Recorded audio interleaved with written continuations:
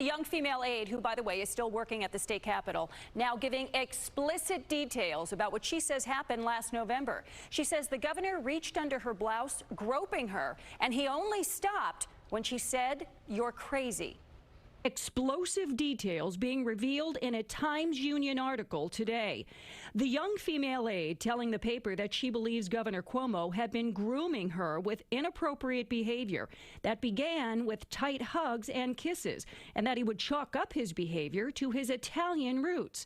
She says by early last year, before the pandemic, his conversations grew even more inappropriate. He's like, "Would you ever do anything with anyone else?" I said no. The governor responding, "I'm single and ready to mingle." On another occasion, she says the governor looked at her saying, "Oh, if you were single, the things that I would do to you." Then came the phone call in late November for her to go to the governor's official residence in Albany, the governor's mansion, to help him with a technical issue with his cell phone. When she reached his office on the second floor, I remember him slamming the door so hard that I remember thinking to myself that I'm sure the staff is like, "Is everything okay up there?"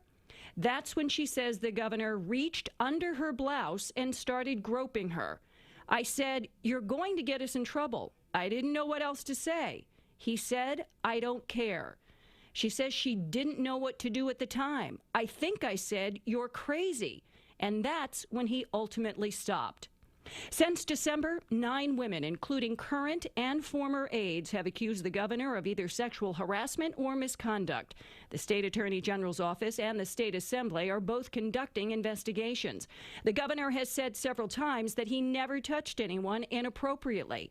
And for the first time today, the governor answering questions about providing state COVID testing to his brother, mother, and VIPs at the height of the pandemic, when most healthcare workers did not have access to the testing.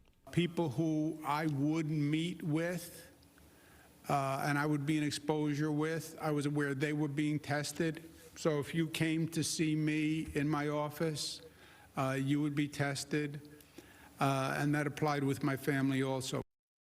And regarding the explosive groping details, the governor's personal attorney issuing a statement late today saying in part, the people of New York know the governor. He has spent 40 years in public service and in the public eye. He has repeatedly made clear that he never made inappropriate advances or inappropriately touched anyone.